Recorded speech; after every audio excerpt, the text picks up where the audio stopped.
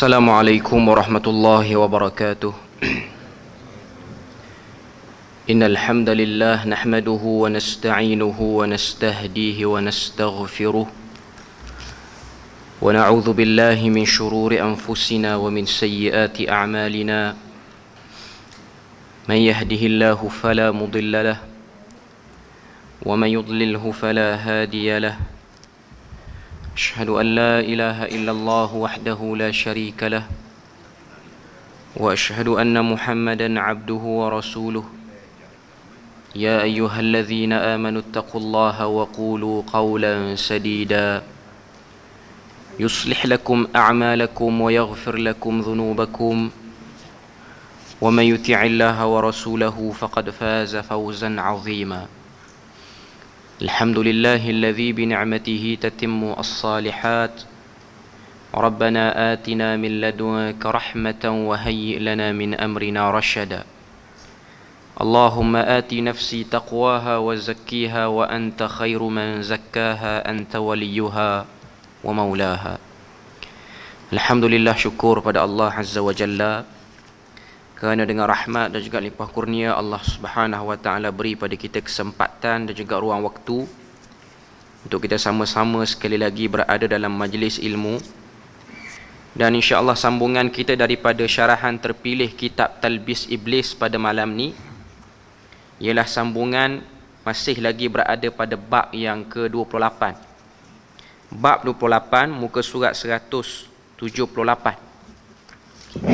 Kita dah bahas sikit daripada bab 28 ni. Cuma kita terus kepada muka surat 180. Kita baca terjemahan daripada matan yang ada pada muka surat 178 dan juga muka surat 179. Qala al-muallif rahimahullahu ta'ala, berkata penulis yang dirahmati Allah, ahli fikih pada zaman dahulu adalah ahli Al-Quran dan ahli hadis. Ini muka surat 180. Lalu lama kelamaan status ini semakin menurun sehingga akhirnya ulama mutaakhirin berkata, kami cukup mengetahui ayat-ayat tentang hukum di dalam Al-Quran dan kami cukup memegang kepada kitab-kitab yang terkenal dalam masalah hadis seperti Sunan Abu Dawud dan lainnya. Bahkan status ini semakin menurun sehingga salah seorang di antara mereka ada yang berhujah dengan satu ayat sahaja tanpa mengetahui maknanya ataupun cukup merujuk kepada satu hadis yang tidak dikenalinya secara pasti kesahihan hadis itu.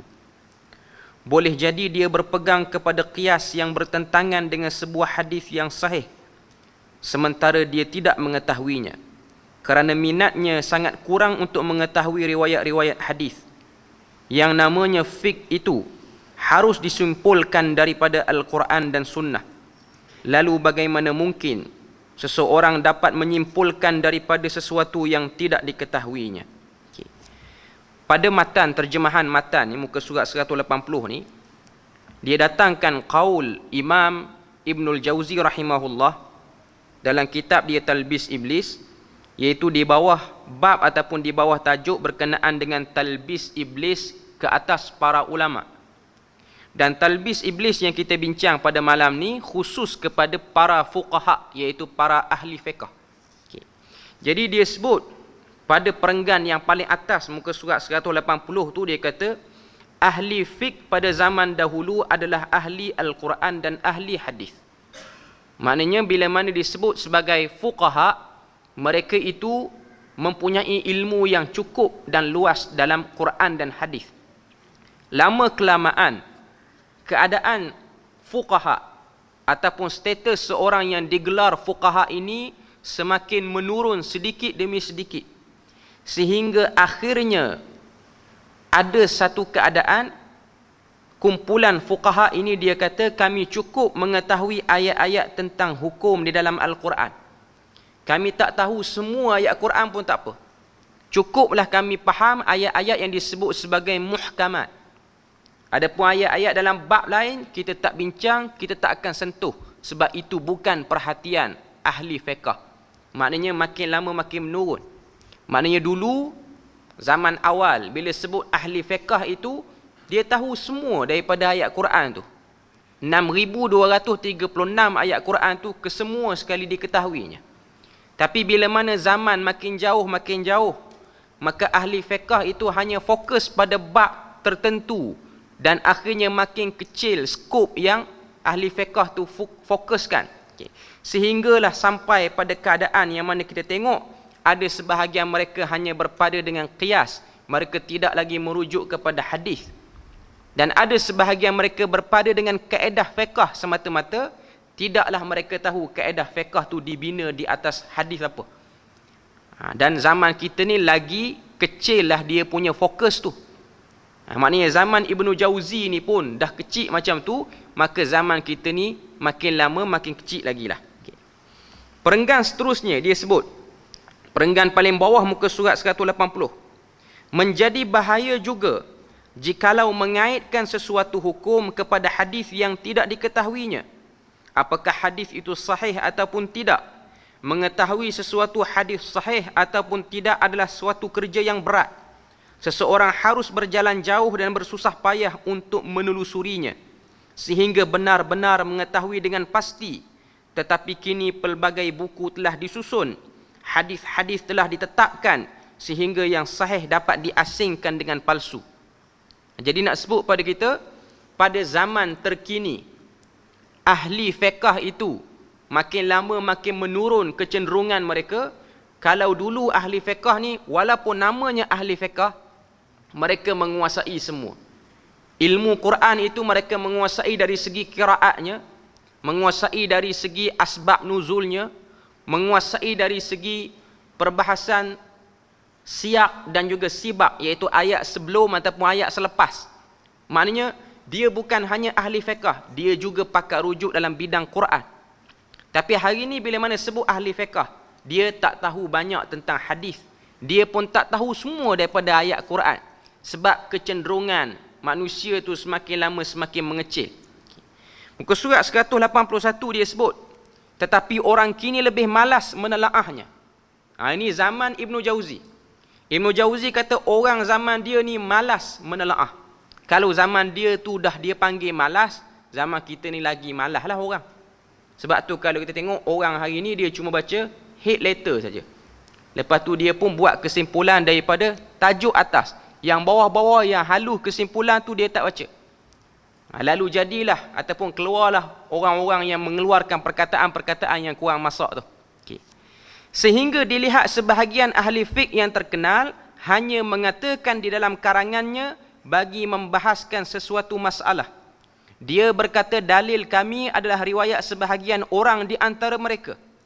Maknanya betapa kecilnya pengetahuan mereka, kurangnya, terbatasnya pengetahuan, sehingga ada sebahagian ahli fiqh, orang anggap dia, dan dia pun disebut sebagai ahli fiqh. Bila mana dia nak datangkan hujah kepada masalah ataupun hukum tu, dia sebut masalah ni telah dibahaskan dan dalil ni ada sebahagian orang duk sebut. Tak sebut orang tu siapa. Nak sebut kepada kita semakin kurang kecenderungan untuk mengambil tahu daripada mana hujah tersebut diambil. Khususnya nas-nas daripada hukum ni, nas-nas hukum ni ambil pada mana? Dalil kami adalah riwayat sebahagian orang di antara mereka bahawa Rasulullah sallallahu alaihi wasallam bersabda begitu. Celakalah orang lain yang berperkara dengannya juga memberikan jawapan tentang suatu hadis sahih yang dijadikan hujah dengan berkata hadis ini tidak dikenali. Semua ini adalah jenayah terhadap Islam. Merujuk pada zaman Ibnu Jauzi. Zaman Ibnu Jauzi ni ada setengah-setengah orang pakar rujuk, tapi dia ni buat pandai, buat kepala. Bila mana orang tanya dia apa pandangan Syekh tentang hadis ni, dia pun kata hadis ni saya tak pernah dengar, padahal dia tak tahu. Zaman ulama-ulama yang awal, zaman Imam Asy-Syafi'i, zaman tok guru dia Imam Waqi', zaman yang atas lagi Imam Malik, bila mana para imam ni dia sebut hadis ni aku tak tahu, memang betul dia orang tak tahu, dan hadis tu kita boleh kata tak wujud kalau dia orang kata tak tahu. Tapi hari ni kalau satu orang ustaz, penceramah, dia kata hadis ni saya tak tahu, maknanya dia tak tahu dan dia tak baca banyak. Bukan hadis tu tak wujud. Maknanya kita tak boleh pakai hadis ni, tak ada kot, hadis ni hanya orang duk sebar je. Hadis tu mungkin ada, cuma dia tak rujuk, dia tak buat pembacaan yang banyak. Maknanya nak sebut pada kita, ini talbis iblis kepada ahli fiqh. Bila mana orang tanya soalan, dia nak tutup kekurangan diri dia, dia pun kata aku tak tahu. Dia ingat bila mana dia sebut aku tak tahu tu, orang pun anggap maknanya benda ni tak wujudlah, orang reka. Itu yang dimaksudkan sini. Kita tengok syarah dan tahqiq. Syarah dan tahqiq untuk bahagian ni dia agak detail sikit. Sebab pentahqiq ataupun yang mengemas kini, yang syarahkan poin ni, Dr. Zaharuddin. Dr. Zaharuddin ni dia memang dalam bidang fiqh. Jadi dia detailkan dulu definisi tentang fiqh tu sendiri. Kita tengok definisi ilmu fiqh, dia sebut sini, muka surat 181. Oleh kerana ilmu ibadah itu berkait rapat dengan fiqh, maka wajar disertakan juga perbincangan berkaitan fiqh. Sebab tu kalau kita tengok sebahagian penceramah zaman kita ni, ada yang bila mana diberi soalan, dia jawab semua. Semua dia jawab. Dan cara dia jawab tu, kadang-kadang dia lontarkan jawapan tu, cara dia sampaikan tu macam jawapan tu hanya ada satu kaul pada masalah tu. Sedangkan masalah tu ada banyak kaul. Tapi cara dia jawab tu, dia cuba nak tarik orang suruh pegang apa yang dia sebut sahaja. Bila mana orang yang dengar jumpa orang lain kata, ustaz lain kata masalah ni ada kaul lain, dia pun rasa tercabar. Lalu dia buat macam-macam serangan. Itu zaman dulu, zaman Ibn Jauzi. Zaman kita ni lagi banyak. Sebab tu berhati-hati dengan orang yang boleh jawab semua soalan. Tak semua manusia ni boleh jawab. Makin akhir zaman, makin kecil lah kebolehan orang tu. Itu kaedah dia. Maknanya tidak semua orang boleh mendabik dada hari ni bahawasanya dia mengetahui segala perkara. Bahkan zaman awal dulu pun, iaitu daripada kalangan zaman sahabat, zaman tabi'in, mereka bila mana ditanya soalan, mereka tak jawab dengan mereka nukil hadis Nabi, sebab mereka takut mereka tersalah dalam menukilkan hadis Nabi. Sebab ia berkait dengan disiplin, ia berkait dengan keabsahan, ia berkait dengan kesahihan dan tanggungjawab meriwayatkan kata-kata Nabi itu. Ianya berat, bukan ia meriwayatkan kata orang biasa. Dia kata sini muka surat 181, secara ringkasnya fiqh itu didefinisikan sebagai mengetahui praktikal hukum syar'i bersumberkan daripada dalil-dalil yang terperinci. Ia adalah ilmu perundangan Islam yang syumul. Kita boleh garis, itu definisi fiqh yang diberikan oleh Dr. Zaharuddin dalam buku dia ni. Dia kata fiqh itu maksud dia apa? Tahu setiap perbuatan ibadat kita buat ni. Salat kita buat, zikir kita buat, bacaan-bacaan apa kita buat, muamalah harian jual beli kita buat, online tak online ke apa semua. Semua ni kita tahu syariat sebut apa hukum ni, dan tambah lagi kita tahu nasnya di mana. Maknanya sumber tentang bolehnya buat benda tu dekat mana sebut. Kalau dalam Quran ayat mana, kalau dalam hadis mana. Itu yang dimaksudkan dengan fiqh. Justru fiqh itu adalah rangkaian kefahaman manusia terhadap arahan-arahan Allah yang tercatat di dalam Al-Quran, dan juga kefahaman terhadap contoh yang ditunjukkan oleh baginda Nabi sallallahu alaihi wasallam, yang mana kefahaman itu berupa suatu tindakan dalam bentuk arahan atau dilaksanakan ataupun larangan untuk dijauhi. Maknanya fiqh ni maksudnya kita faham ayat, satu ayat Quran, satu hadis ni kalau datang pada kita, kita faham ayat ni mengandungi arahan suruhan ke, ataupun arahan larangan ke, ataupun arahan yang berbentuk larangan yang bertempoh, habis tempoh tu boleh buat. Itu maksud dia fiqh. Perkataan fiqh ni dalam bahasa Melayu kita terjemah sebagai faham. Satu orang yang faham, maknanya dia tahu, dia mengerti apa yang dikatakan ataupun yang didatangkan kepada dia. Maknanya kenyataan yang datang pada dia, ayat Quran yang datang pada dia, dia faham. Datang satu ayat wa aqimus salah, dia faham. Wa aqimus salah tu maksud dia apa? Mendirikan salat. Mendirikan salat maksud dia apa? Nak salat tu kena selesai dulu syarat sah salat, ataupun perkara-perkara yang membatalkan salat, perkara-perkara yang membolehkan satu orang tu salat. Maknanya dia bukan faham terjemahan saja, dia faham tuntutan pada ayat tu. Ini dimaksudkan ataupun dikatakan sebagai fiqh. Okay. Seterusnya muka surat 182. Pecahan dan kesyumulan fiqh. Bagi memastikan kehidupan individu, masyarakat dan umat Islam selari dengan hukum hakam yang diredai oleh Allah, hukum fiqh itu merangkumi semua bidang kehidupan manusia seperti berikut. Dia sebut beberapa pecahan fiqh tu. Ada 4 dia letak sini. Yang pertama, fiqh yang disebut sebagai persoalan hubungan manusia dengan Allah ataupun dinamakan dengan fiqhul ibadat yang menjadi topik dalam bab kita ini.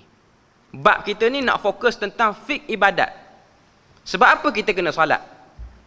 Salat itu macam mana nak lakukannya? Dan apa hikmah pensyariatan salat tu? Apa maqasid, tujuan daripada salat? Salat, puasa, haji, zakat, semua yang dinamakan sebagai ibadah badaniyah, ibadah yang kita buat dengan badan kita, ataupun ibadah maliyah, ibadah yang kita buat dengan harta yang kita ada. Itu semua duduk dalam bab yang disebut sebagai fiqhul ibadat. Kita faham kenapa kena buat dan kenapa ancaman bila mana kita tak buat tu, kenapa Tuhan marah ataupun Tuhan berikan ancaman pada benda tu. Itu maksud umum tentang fiqh. Itu fiqh yang pertama. Yang kedua, hubungan manusia dengan dirinya sendiri, iaitu melalui kefahaman halal, haram dan adab-adab peribadi. Ianya dinamakan dengan akhlak. Yang kedua dipanggil dengan fiqhul akhlak. Kita hidup bermasyarakat, ada tata cara yang kita kena buat. Bukan kita boleh bercakap ikut suka hati. Walaupun kadang-kadang benda yang kita bercakap tu betul, tapi nada yang kita gunakan untuk menyampaikan benda betul tu tak dapat diterima oleh masyarakat. Maka seseorang yang nak bercakap, dia kena tahu laras bahasa yang dia nak gunakan kepada masyarakat tu. Itu dipanggil fiqhul akhlak. Okay, itu yang kedua. Yang ketiga, hubungan manusia dengan ahli keluarga, yang dipanggil dengan fiqhul usrah, ataupun sebahagian istilah dia panggil fiqh ahwal asy-syakhsiyah. Fiqh usrah ni ialah berkaitan dengan urusan rumah tangga. Macam mana nak menguruskan isteri dan anak-anak. Macam mana nak membuat keputusan dalam rumah tangga bagi orang lelaki. Ini semua berkaitan dengan fiqh. Dia kena faham di mana yang dia kena dahulukan, di mana yang dia kena kemudiankan, di mana yang dia perlu ada pendirian yang tetap, walaupun kadang-kadang ada pihak yang tak setuju, tapi itulah pendirian yang paling betul pada waktu tu. Ini dipanggil sebagai fiqh al-usrah sebab dia berkait dengan al-mas'ul ataupun tanggungjawab. Okay. Yang keempat, yang terakhir, hubungan manusia sesama manusia melalui fiqh muamalat, maliyah, fiqh jinayah, iaitu hudud, qisas dan juga ta'zir, fiqh siyasah syar'iyah, iaitu politik, dan juga fiqh al-jihad. Lepas tu dalam skop yang lebih besar, bila mana kita hidup dalam komuniti manusia yang ramai, kita hidup bermasyarakat, manusia ni hidup secara kolektif, maknanya ramai orang. Kita tak hidup seorang, kita tak hidup dalam keadaan individu menjauh pada orang. Pada waktu kita duduk ramai-ramai ni pun perlu ada fiqh. Macam mana kita nak berurus niaga, kita nak memenuhi keperluan kita, al-hajiyat, makanan, minuman, kita nak dapatkan makanan, minuman tu macam mana caranya. Itu dipanggil sebagai bahagian muamalat, berurus niaga. Dan juga bila mana berlaku ketidaktenteraman dalam masyarakat, ada orang yang suka buat kacau, ada orang yang curi barang orang, ada orang yang merompok barang orang, ada orang yang mengganggu ketenteraman awam. Macam mana nak menguruskan mereka ni pun ada fiqhnya. Kemudian fiqh as-siyasah asy-syar'iyyah, iaitu fiqh berkaitan dengan mengurus negara. Macam mana nak jadikan negara itu sentiasa berada dalam keredaan Allah Ta'ala. Seperti mana Allah Ta'ala sebut, baldatun tayyibatun wa rabbun ghafur. Negeri yang baik itu Allah Ta'ala akan menurunkan keampunan kepadanya.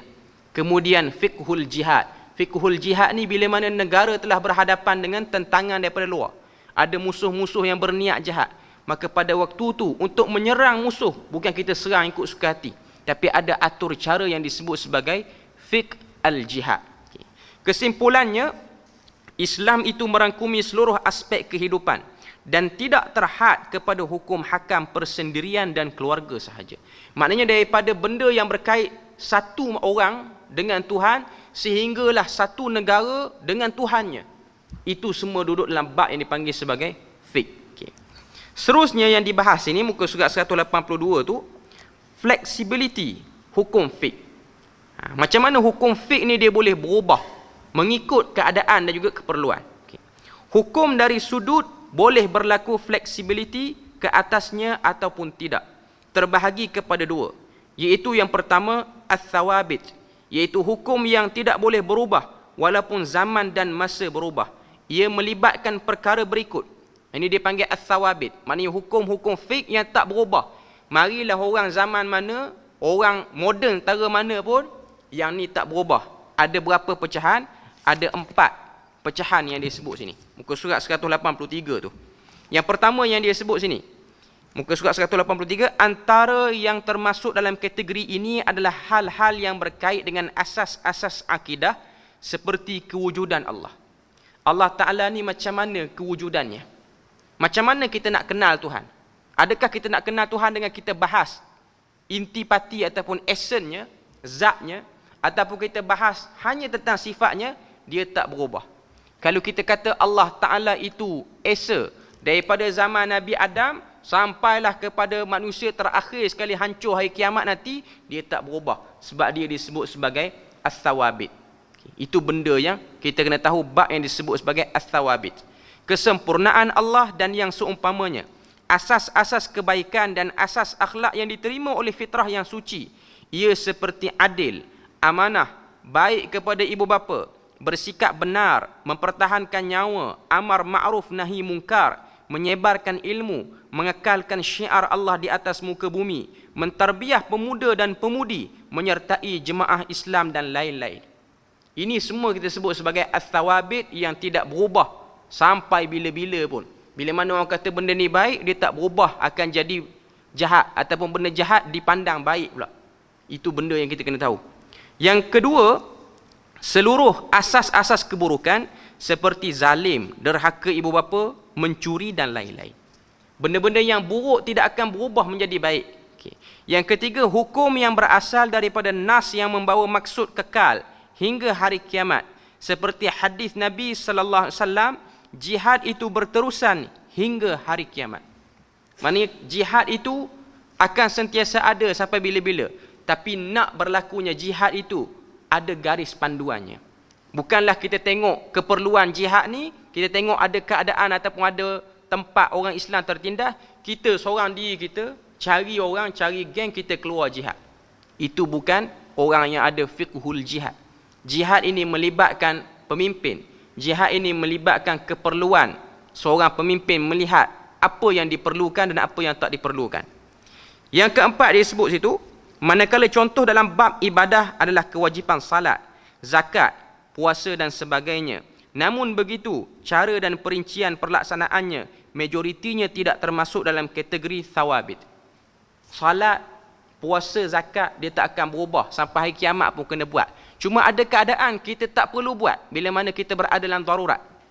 Darurat tu dia tak merangkumi tsawabit. Dia akan masuk bahagian kedua, muka surat yang ke-184 ni, kita sebut sebagai bahagian kedua fiqh, dia panggil al-mutaghayyirat. Al-mutaghayyirat ni dalam bahasa Melayu maksudnya sesuatu yang berubah dengan sebab keperluan zaman tu. Kita baca dulu, lepas tu kita akan bagi contoh. Iaitu hukum yang dibina atas dalil-dalil yang tidak qat'i, qat'i thubut. Iaitu hukum hakam yang terbina di atas dalil yang tidak pasti, dalil yang tidak sarih ataupun tidak jelas. Dalil itu hanya umum, dia boleh berubah macam-macam. Okay. Ataupun zanniyatis thubut, ataupun dalil itu thubut ataupun dilakukan dengan pandangan dan kecenderungan mujtahid pada zaman tu. Mujtahid zaman lain, dia melihat benda tu tak perlu ataupun perlu ditambah. Contoh berkenaan dengan zakat. Zaman Imam Asy-Syafi'i berada di Iraq, dia mengeluarkan fatwa tentang keperluan berzakat kepada orang yang tanam padi dan juga orang yang tanam gandum. Dia pergi ke tempat lain, dia tengok tanaman lain pula, maka dia keluarkan pandangan kena keluarkan zakat juga, walaupun dia bukan termasuk daripada makanan asasi. Macam kita di Perlis ni, antara fatwa yang melihat pada bab mutaghayyirat ialah keperluan tokeh harum manis mengeluarkan zakat, walaupun makanan asasi kita ialah padi. Dan ramai orang tanam padi di Perlis ni. Dan harum manis ni pun bukan makanan asasi. Tidaklah kita makan harum manis dengan daging hari-hari. Ya. Kita makan waktu musim.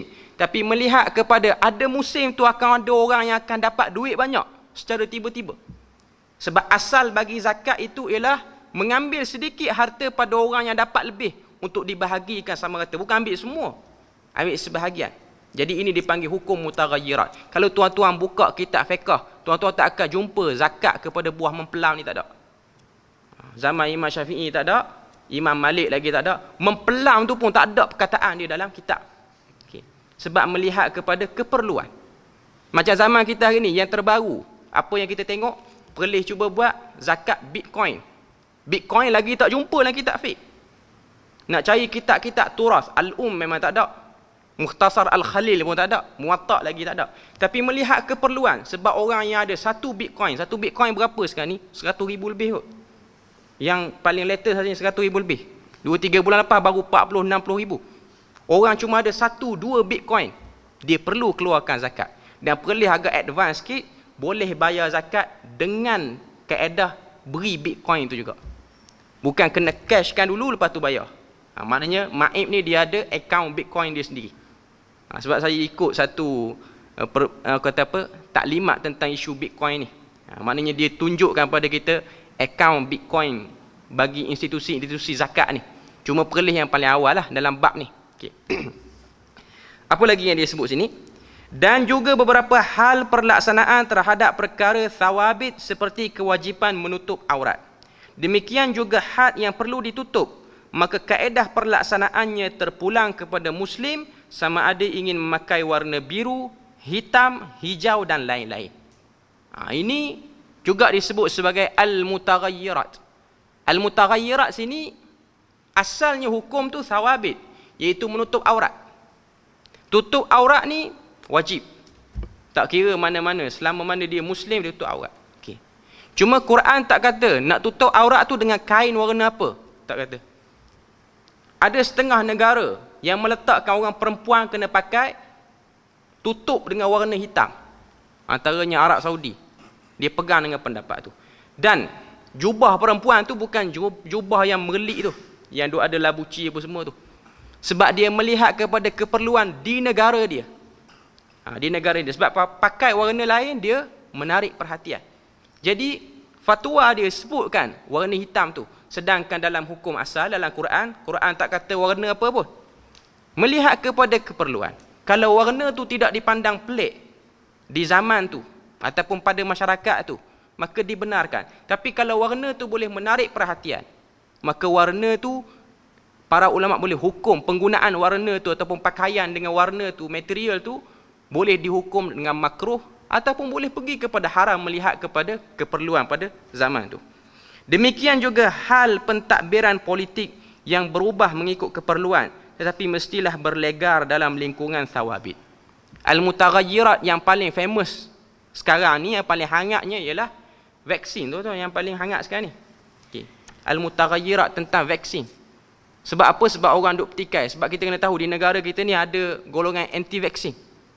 Apa hujah golongan anti-vaksin? Dia kata vaksin ni mari daripada benda tak halal, iaitu babi. Kalau orang yang belajar ilmu fiqh, dia akan tahu isu penggunaan benda-benda yang ada unsur haram, iaitu babi dan benda-benda lain lah yang diharamkan dalam Quran secara jelas. Okay. Dia dibahas dalam bab yang disebut sebagai kaedah ilmu usul fiqh ni, sekiranya benda tu mengalami unsur yang dipanggil sebagai istihalah. Istihalah ni maksud dia apa?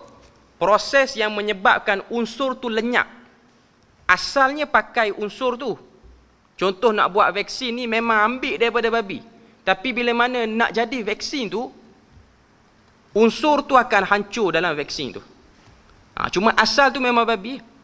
Okay. Sama macam kita minum susu, tuan-tuan. Kalau kita baca Quran, Allah Ta'ala sebut susu ni, ia ialah campuran di antara darah dan tahi dalam haiwan tersebut. Baina farthin wadamil labanan khalisa.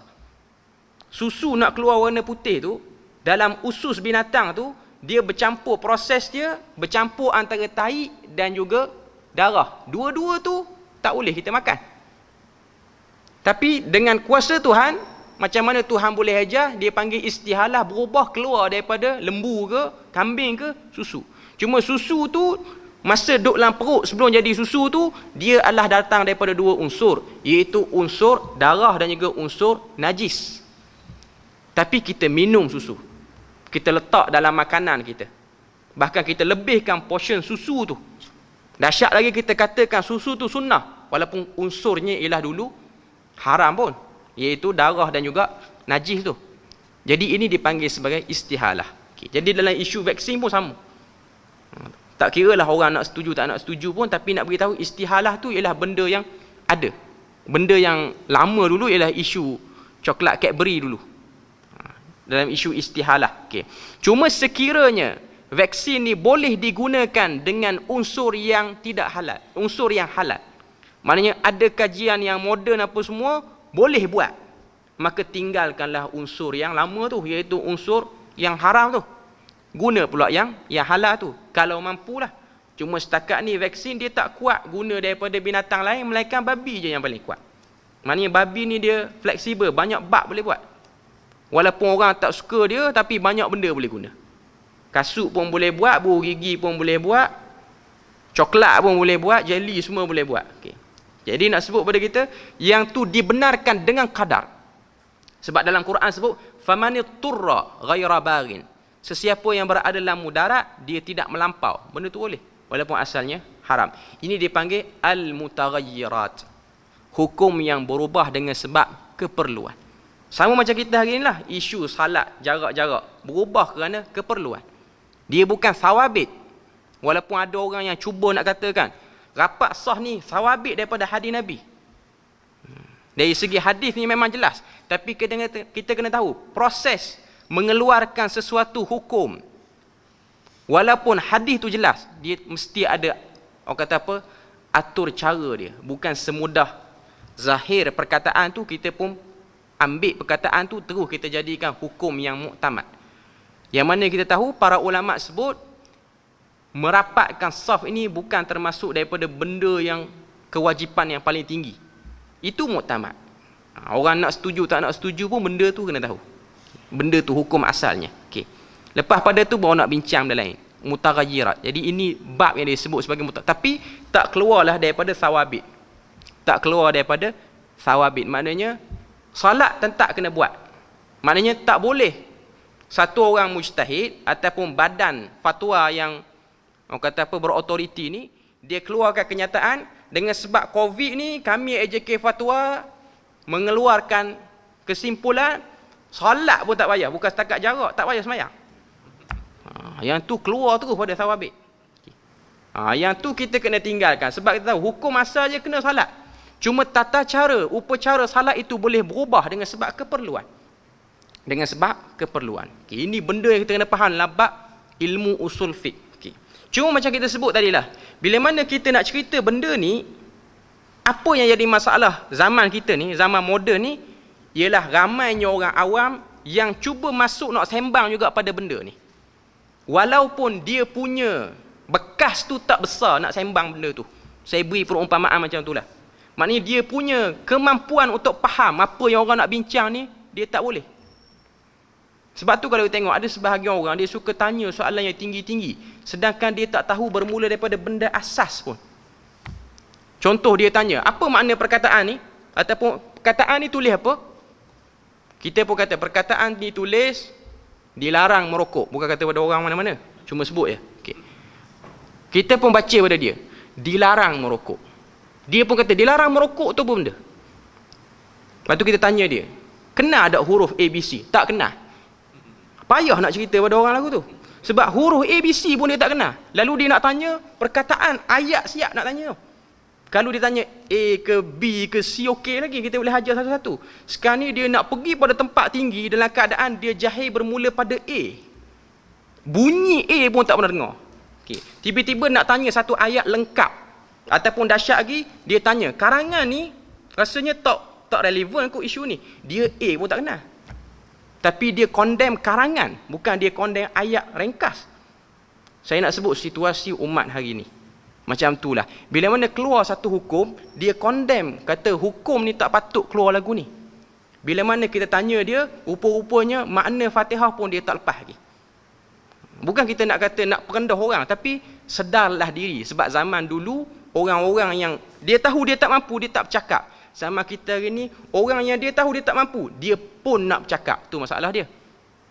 Dan kalau dia tak ada ruang nak bercakap, dia akan cari ruang supaya dia boleh bercakap. Tambah pula zaman kita ni, zaman viral. Orang boleh viral macam-macam. Kadang-kadang orang yang viral tu, Facebook account dia tak tahu apa pun. Tapi dia suka viral. Jadi benda tu boleh menyebabkan berlakunya cacah merbah dalam urusan umat akhir zaman hari ini. Nak sebut pada kita bahawasanya, itulah sebab bila mana berlaku satu hukum, nak terang pada orang, kadang-kadang sebahagian ahli badan institusi fatwa ni, pilih untuk tak jawab. Untuk tak jawab sebab apa? Sebab tak jawab itu lebih baik daripada menjawab. Kadang-kadang, tak semua keadaan. Taklah semua orang tanya kita diam semua. Sama juga dengan orang duk tanya isu atomi. Jabatan Mufti ni dihujani dengan soalan tu. Okay, Jabatan Mufti Perlis lah, ada orang tanya. Nak dapatkan apa jawapan Jabatan Mufti Perlis tentang isu atomi ni. Pertama sekali, sebelum kita keluarkan jawapan tu, nak kena tahu dulu, orang Perlis berapa orang yang join benda tu. Sebab badan fatwa Perlis hanya khusus untuk orang Perlis. Dia bukan cover 13 buah negeri lagi. Tapi dengan sebab mungkin kelantangan jabatan ni, jadi orang negeri lain pun nak tahu. Yang setakat ni yang paling awal keluar ialah Selangor dan juga wilayah. Memang kawasan tu ramai orang join pun. Okay, padan. Tapi kalau orang Perlis, kita kerja bendang, laptop pun tak reti buka, tiba-tiba tanya, atomi ni macam mana Perlis diam lagi? Bunyi tu lain macam. Okay. Dia duit dalam bank pun RM10, RM20 dia duk ada. Tapi tanya atomi, bitcoin apa semua. Okay.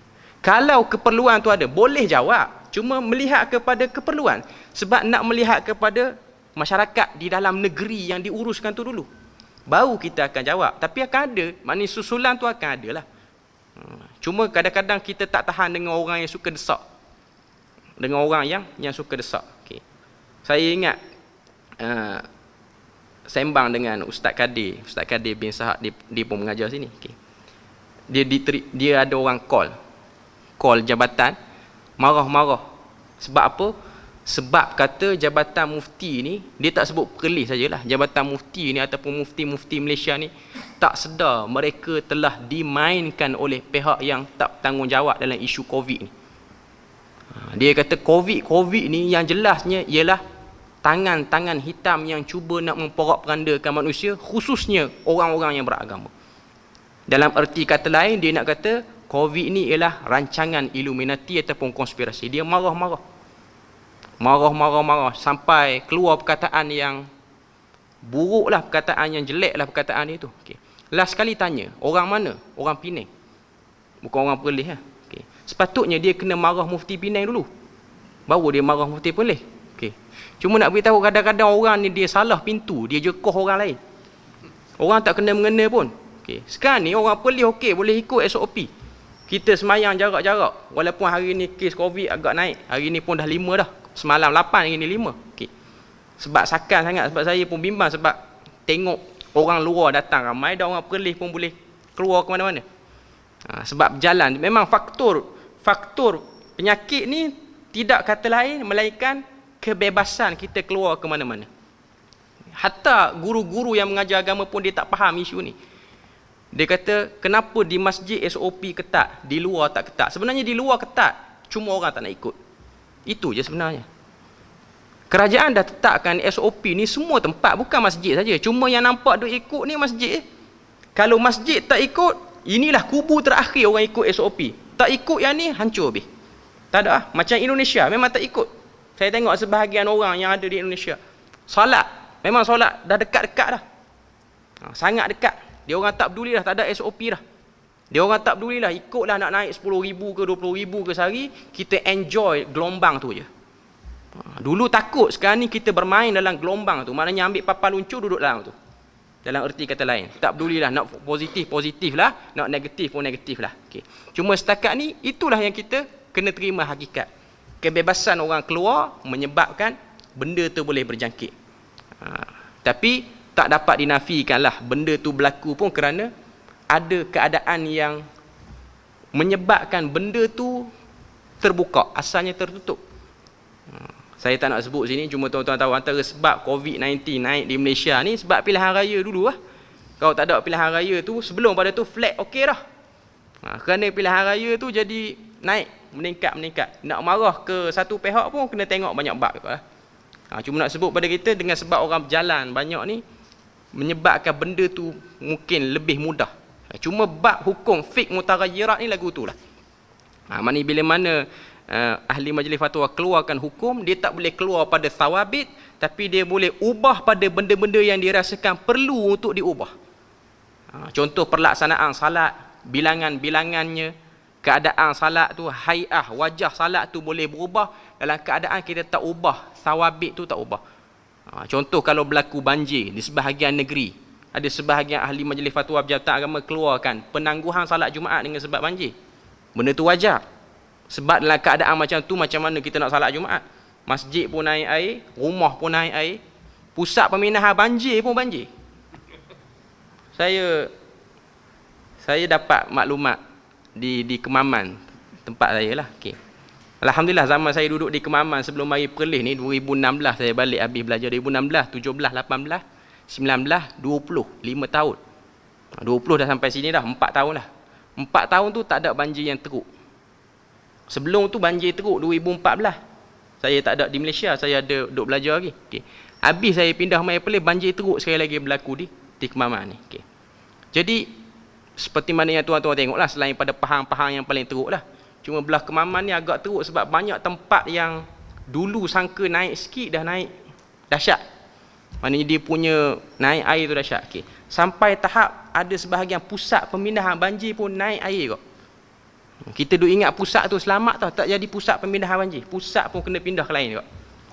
Maknanya nak beritahu, bila mana keadaan macam tu, dia ada keperluan. Antaranya ialah salat jamak dan jamak antara dua waktu, bukan jamak dan qasar. Maknanya masjid ataupun orang-orang yang nak buat salat ni dia boleh jamak pada waktu pertama. Maknanya salat zuhur tu salat sekali terus dengan asar, dengan sebab hujan yang tak berhenti. Benda tu boleh. Cuma orang kita tak biasa buat benda tu. Kalau negara-negara Arab yang terima 4 musim ni memang banyak orang buat lagu tu. Kalau di Jordan ni bila mana turun salji, orang akan buat lagu tu. Fatwa akan keluar lagu tu. Maknanya salat tu akan berlaku, contoh salat zuhur, dia akan buat sekali dengan salat asar. Maknanya salat asar tak ada. Dia orang cuma azan saja. Cuma tempat kita ni banjir hujan, orang tak biasa buat dengan amalan tu. Sedangkan benda tu ada peruntukan dalam hadis Nabi buat. Cuma yang tak berapa eloknya di Jordan ni, bila mana buat lagu tu, yang tak pernah salat masjid pun ramai mari. Muka tak pernah mari masjid, tahu masjid buat jamak ramai mari. Ada orang tanya macam mana keadaan orang ni. Dari segi hukum dia tak salah, tapi dari segi dia dengan Tuhan tu kita tahulah. Waktu tak hujan tak apa, tak mari masjid pun. Hujan je penuh masjid. Tak pernah tengok muka. Sebab nak ambil rukhsah salat waktu pertama tu. Sebab apa? Sebab tak nak semayang asar dah nanti. Tu yang dia nak ambil tu. Itu dipanggil al-mutaghayyirat. Muka surat 184 sambungan bawah tu, Ibnul Jauzi berpendapat sepatutnya ahli fiqh itu adalah orang yang menguasai ilmu dua sumber utama dalam Islam, iaitu Al-Quran dan hadis. Namun terdapat ulama fiqh terkemudian yang mula mengambil ringan dan tidak menitik beratkan apa yang perlu ada pada seorang ahli fiqh. Mereka beranggapan cukuplah mengetahui ayat-ayat hukum di dalam Al-Quran dan tidak perlu menguasai keseluruhan Al-Quran. Maknanya ahli fiqh ni cukup tahu ayat-ayat hukum, hadis-hadis hukum, selesai. Tak perlu tahu semua ayat Quran. Jadi benda ni menyebabkan berlakunya kekurangan. Cuma nak sebut pada kita, benda-benda macam ni lah akan menyebabkan ilmu yang luas itu menjadi sempit. Ilmu yang luas itu menjadi sempit. Okay. Baru ni ada orang tanya soalan pada saya tentang orang yang daripada dia balik sampai dia meninggal, dia tak pernah puasa. Isu tentang fidyah ni. Macam mana nak urus tentang puasa orang yang, erti kata lainnya, maknanya mudah orang tengok dia tu zaman dia hidup dia tak puasa.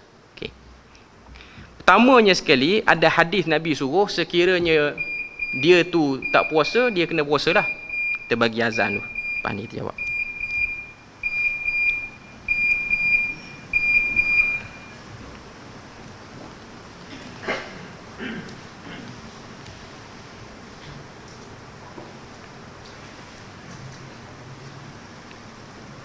Allahu Akbar.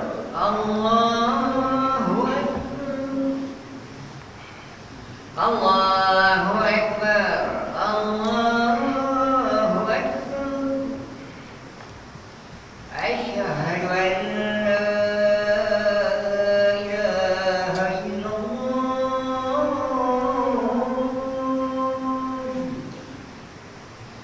Asyhadu an la ilaha illallah.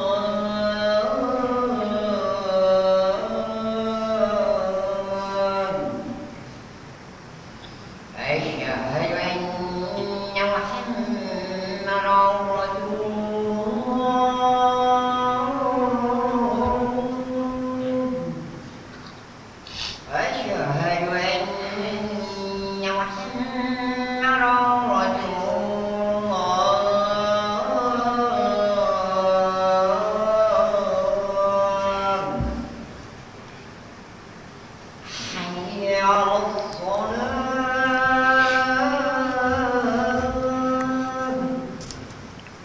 Hayya 'alas shalah. Hayya 'alas shalah.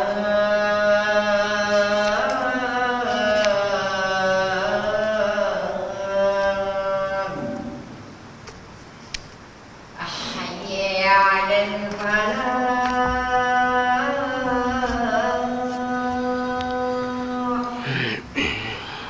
Hayya 'alal falah.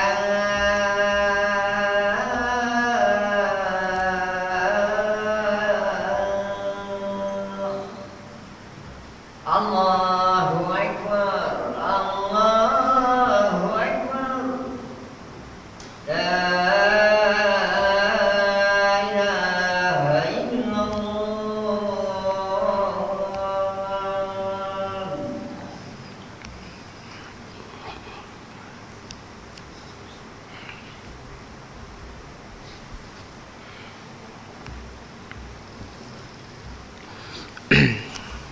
Okey, isu fidyah orang yang tak pernah puasa. Okey. Pertama nak kena tahu orang yang tak puasa daripada start balik sampai dia meninggal. Contoh meninggal umur 75. Sebab apa dia tak puasa? Kalau ada orang yang pernah tanya dia sebab apa tak puasa? Dia kata malah puasa. Maknanya dia ingkar, dia malah puasa. Jadi yang ni tak diganti puasa dia. Yang ni tak diganti puasa dia. Maknanya tidak ada isu fidyah pada dia. Okay. Melainkan ada orang yang dia tinggal puasa kerana dia tak mampu. Dia sakit. Contoh di akhir usia dia sakit. Okay. Yang pertama tadi dah selesai. Maknanya dia tak puasa sebab apa? Dia kata dia malah. Nak dahsyat lagi dia kata puasa apa? Lapar perut ke puasa ni? Maknanya memang dia malah tu. Dia engkar. Yang ni kalau waris dia hidup tak perlu ganti. Sebab tu dia settle dia dengan Tuhan lah. Okay. Tapi kalau yang dia sakit, dia tak mampu puasa. Yang ni ikut pada hadis Nabi, sama ahluhu, maka bolehlah berpuasa ahlinya bagi menggantikan dia.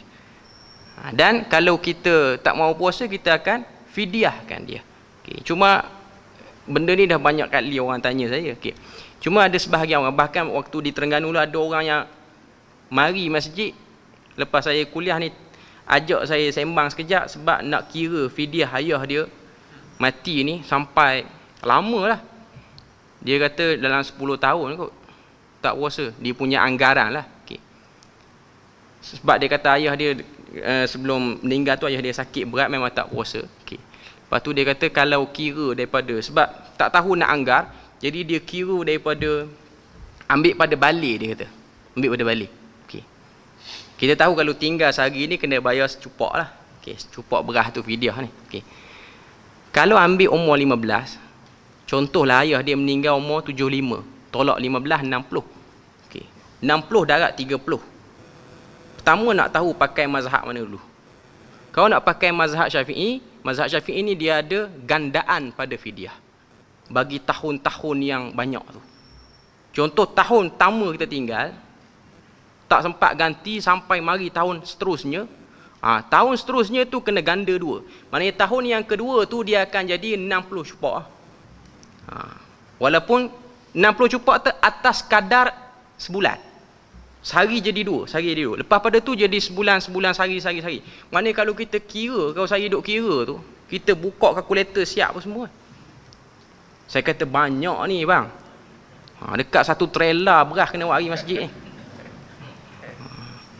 Lepas tu dia kata sebenarnya yang tinggal betul tu sebulan je kot. Dia nak negotiate pula dengan kita. Lepas tu saya kata, ginilah bang, hak yang ayah abang tinggal waktu mana tu, waktu dia sakit tu, ganti yang tu je. Yang tahun-tahun tak ayah bilang lah. Okay, yang tahun-tahun yang lama-lama tu payah. Cuma ada orang dia suka sampai bertroli-troli mari beras. Tak perlulah. Okay. Takat yang kita mampu, kita ingat yang mana. Yang lama-lama tu tak perlu lah. Kadang-kadang kita usik juga dia, kita tanya, sebab apa ayah yang sakan sangat tak puasa ke sama macam abang aku tak puasa kok? Okay. Dia kata tak, ayah saya dulu pergi haji pun AJK masjid pergi. AJK masjid confirm puasa. Sebab dia ada majlis buka puasa. Kalau dia tak puasa pun yang kita tak tahu, kita tak korek lah yang dia tak puasa tu. Okay. Cuma kita, hak yang kita nampak, waris tu nampak dia nak ambil yang tu lah. Maknanya dia terlantar sakit tu hari banyak mana dia tak puasa. Andai kata sebulan tu, contoh 2 tahun dia sakit terlantar, lepas pada tu dia meninggal. 2 tahun tu 60 hari okay, selesai. Okay. Tak perlu kita bilang, kita duk bimbang yang lama-lama, tak perlu. Okay. Cuma macam saya sebut tadi lah, kalau dia tu tak puasa dengan sebab orang tanya dia, sebab apa tak puasa, tak mampu puasa ke? Dia kata memang tak nak puasa dan tak suka puasa ni. Yang tu tak perlu ganti. Yang tu dah dosa besar dah. Okay. Cuma kalau dia kata saya ni sakit berat sangat, nak puasa tapi tak boleh puasa. Okay. Yang tu waris bertanggungjawab kalau dia mati untuk ganti, sama ada dengan puasa balik untuk dia ataupun fidyah pada dia. Okay. Lepas tu yang ada lagi orang tanya berkenaan dengan orang yang di akhir usia dia tak salat sebelum dia meninggal. Kalau dia tak salat kerana tak mampu, maka itu dimaafkan. Maknanya dia salat sampai dekat waktu tu dia tak salat. Walaupun ada sebahagian pandangan para ulama boleh ganti berdasarkan hadis puasa tu, tapi yang jelasnya yang ganti ni puasa je, salat tak diganti. Cuma adalah pandangan yang terpencil kata boleh ganti. Okay. Bagi orang yang nak ganti dipersilakan. Cuma dia tidaklah jumhur kata benda tu boleh. Maknanya kalau kita tengok dia tak mampu dah nak salat, maka Allah Ta'ala ni dia tak zalim pada hamba dia. Kalau dia ada niat nak salat, Allah Ta'ala akan beri pahala pada perasaan dia tu. Contoh dia dah akal dia tak berapa elok, dah dekat-dekat nak wafat, dia dekat-dekat nak meninggal tu, maka salat-salat pada waktu tu tidak lagi ditaklifkan atas dia. Jadi benda tu selesai. Okay? Jadi ini berkait dengan bab-bab hukum fiqh yang kita perlu jelas lah. Okay. Cuma nak sebut pada zaman yang disebutkan oleh Ibnu Jauzi ni, nak kata pada kita bahawasanya zaman dia ahli fiqh ni tertipu bahawasanya kita ni kena duduk dalam bidang tu saja. Bila cakap bab fiqh, okay, kita fiqh lah. Okay. Sebab tu kalau tengok trend macam ni dia menyebabkan berlakunya kumpulan-kumpulan dalam kalangan orang belajar agama. Sebab tu kita tengok zaman kita ni orang belajar agama, ada yang usuluddin, ada yang syariah, ada yang bahagian akidah, apa macam-macam. Okay. Menyebabkan dia akan rasa dia hanya bertanggungjawab pada bidang dia saja. Dia tak bertanggungjawab pada bidang lain. Memanglah manusia ni dia tak mampu nak cover semua. Okay. Tapi dia cubalah takat mana yang dia mampu. Jangan dia pilih untuk, okay, yang ni kita tak bincang. Maknanya kalau orang panggil dia untuk daurah tafsir ke, dia tu dalam bidang syariah. Hari ni saya akan daurah ayat-ayat hukum je. Ayat-ayat tentang lain kita tak daurah. Sebab saya ahli fiqh, saya bukan ahli sekian. Dia yang sempitkan pintu yang luas tu. Ini dipanggil talbis iblis, maknanya syaitan nak block dia supaya jangan terobos lebih lagi dalam bidang ilmu ni. Ambil banyak tu dan rasa cukup. Maknanya nak beritahu kesimpulan pada kita malam ni, orang yang merasa cukup dengan bidang itu, maka itu talbis iblis. Ibnu Jauzi ni umur dia 80, dia baru start belajar ilmu qiraat. Sebab zaman dia muda, dia tak sempat belajar ilmu qiraat. Baru start belajar umur 80. Maknanya baru umur 80 tu start talaki balik, belajar matan-matan berkaitan dengan ilmu qiraat, mutun ilmiah ni apa semua. Umur 80 kesungguhan nak belajar ilmu. Sebab dia kata, dulu aku tak banyak masa untuk fokus bidang ni. Sekarang ni duk ada masa ni, aku nak fokus bidang ni pula. Jadi nak sebut pada kita, kalau kita rasa kita ni cukup dengan bidang tu, itu talbis iblis tu, utamanya dalam bab ilmu. Zaman kita ni mudahlah kalau untuk orang awam. Contoh, orang kata, mari kita pergi belajar tafsir Quran. Dia pun kata, saya tak nak pergi belajar tafsir. Saya dah ikut kelas baca Quran. Padahlah saya baca Quran, tafsir tak perlu. Yang tu talbih iblis. Apa saja bidang ilmu kita pergi. Ilmu apa pun yang kita rasa bermanfaat. Ilmu faraid walaupun terang tak erti. Faraid ni payah tuan-tuan. Dia mudah tapi dia berbelit sikit. Dia ada kaedah-kaedah dia. Saya sendiri pun tak apa faham sangat ilmu faraid ni. Okay. Cuma dalam hadis Nabi kata ilmu yang paling awal diangkat ialah ilmu faraid. Ilmu yang paling awal diangkat ialah ilmu faraid. Cuma para ulama dia tafsirkan apa maksud ilmu paling awal diangkat ialah ilmu faraid. Yang pertama, pakar dalam bidang faraid ni kurang, boleh jadi. Yang kedua, manusia nak beramal dengan faraid kurang. Saya sendiri pengalaman, orang rumah saya dia ambil master dalam bidang ni, kajian dia faraid. Okay. Bila mana pergi cek dengan apa benda ni, amanah raya yang uruskan harta-harta orang yang meninggal ni, harta banyak. Okay. 97% waris bila mana nak bagi harta ikut faraid, dia orang enggan. 2% je yang nak ikut seluruh KL, sebab kajian dia KL je. Negeri lain tak cover. Maknanya asal ni habis lepas pada meninggal ayah, meninggal mak, okey, kita pergi amanah raya suruh dia urus harta faraid. Bila mana selesai bedak tak puas hati. Tak puas hati. Ada yang perempuan tak puas hati, ada yang lelaki tak puas hati. Ada sebahagian kes tu seorang kakak dia tak puas hati. Dia kata, macam mana adik saya boleh dapat banyak? Dah lah dia ni isap dadah, banyak pula duit dapat. Saya jaga mak sampai ke mati. Tak boleh. Faraid tak faraid saya nak lebih. Itu maksud ilmu faraid diangkat. Tak boleh ikut. Iman kita diuji waktu benda tu lah, waktu harta tu. Ada orang dia semayang masjid elok, masuk faraid macam orang tak pernah semayang masjid lah. Dia punya perangai tak nak tu. Tak boleh saya kata, ni tak adil, benda ni tak adil. Itu maksud ilmu yang paling awal diangkat, maksudnya ialah orang tak boleh terima, tuan-tuan. Kalau orang yang meninggal harta banyak, kita boleh tengok anak-anak dia boleh terima atau tidak. Itu cerita orang yang dah solat masjid, dah pergi umrah banyak kali, maknanya ikut kuliah agama, bila mana buka pembahagian faraid, tengok portion dia sikit, tak boleh terima. Apatah lagi hak yang tak belajar agama, hak yang tak tahu ketahuan hala, yang duk hora-hori je tiap-tiap hari, tengok portion sikit, confirm dia tolak mentah-mentah, tak nak faraid. Kita nak guna kaedah sama rata je. Itu maksud, sebahagian para ulama kata, maksud hadis Nabi kata, ilmu yang paling awal diangkat ialah ilmu faraid, maknanya orang payah nak terima pembahagian faraid. Jadi kalau orang yang meninggal harta banyak tu, dia kena fikir banyaklah bab ni. Supaya bukan senang untuk semua anak kita ni, zaman kita hidup ni mungkin dia boleh kata okey, boleh ikut faraid, okey. Tapi kita tak tahu selepas kematian kita apa yang dia akan buat dengan harta tu, adakah dia boleh terima atau tidak. Cuma nak beritahu, kajian di Malaysia amanah raya tak boleh settle semua. Sebabnya keengganan selepas selesai dibuka pembahagian tu tak boleh terima. Jadi itulah perbahasan kita pada malam ni. Kita berhenti situ je. InsyaAllah kita akan sambung pada bab seterusnya, bab 29. Subhanakallahumma wa bihamdik, asyhadu an la ilaha illa anta wa astaghfiruka wa atubu ilaik. Wassalamualaikum.